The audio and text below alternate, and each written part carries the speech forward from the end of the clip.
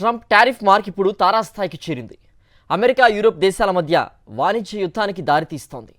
నువ్వు తగ్గకపోతే మేము తగ్గుదామా అంటూ సవాల్ చేసుకుంటున్నాయి. మద్యాన్ని కూడా వదలకుండా సుంకాలు విధిస్తున్నాయి.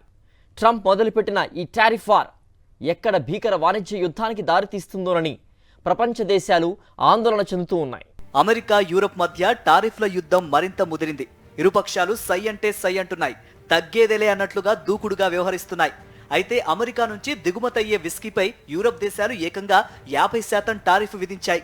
ఈ నిర్ణయం అమెరికా అధ్యక్షుడు డొనాల్డ్ ట్రంప్కు తీవ్ర ఆగ్రహం తెప్పించింది. వెంటనే రద్దు చేయకపోతే ఫ్రాన్స్ సహా యూరప్ దేశాల నుంచి దిగుమతయ్యే అన్ని రకాల వైన్స్, షాంపైన్స్, ఇతర ఆల్కహాలిక్ ఉత్పత్తులపై 200% సుంకం విధిస్తామని హెచ్చరించారు. దీనివల్ల యూరప్ మద్యం అత్యంత ఖరీదుగా మారిపోతోందని, అంతిమంగా అమెరికాలో స్వదేశీ వైన్, షాంపైన్ వ్యాపారం లాభపడుతుందని తేల్చి చెప్పారు. ఇప్పటికే యూరప్ నుంచి వచ్చే స్టీల్, అల్యూమినియంపై 25% టారిఫ్ విధిస్తూ అమెరికా ప్రభుత్వం నిర్ణయం తీసుకుంది. ఈ టారిఫ్ రద్దు చేయాలని యూరప్ దేశాలు కోరినా ట్రంప్ వాటిని లెక్క చేయలేదు. దాంతో ప్రతీకార సుంకాలకు తెరతీసిన యూరప్ దేశాలు అమెరికా ఉత్పత్తులను లక్ష్యంగా చేసుకున్నాయి. $28 బిలియన్ విలువైన అమెరికా పడవలు, మోటార్ బైకులపై వచ్చే నెల నుంచి సుంకాలు విధించబోతున్నట్లు వెల్లడించాయి. ఇక మద్యాన్ని కూడా వదలకుండా 50% టారిఫ్ విధిస్తున్నట్లు తాజాగా ప్రకటించాయి.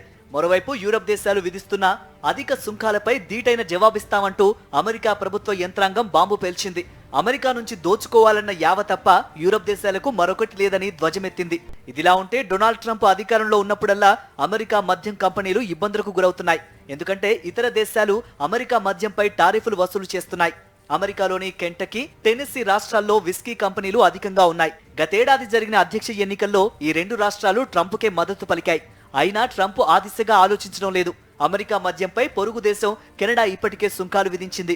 ఇతర దేశాల ఉత్పత్తులపై ట్రంప్ విధిస్తున్న టారిఫ్లపై అమెరికాలోని జాక్ డేనియల్స్ కంపెనీ తీవ్ర ఆగ్రహం వ్యక్తం చేసింది. తాము ఉత్పత్తి చేసిన విస్కీని ఇతర దేశాల్లో విక్రయించకుండా చేస్తున్నారని ఆక్షేపించింది. అమెరికా, యూరప్ దేశాల మధ్య తారాస్థాయికి చేరిన టారిఫ్ వార్ ప్రపంచ దేశాలకు ఆందోళన కలిగిస్తోంది. ఇండియా, చైనా సహా పలు దేశాల ఉత్పత్తులపై విధించిన సుంకాలు ఏప్రిల్ 2 నుంచి అమలు కానున్నాయి.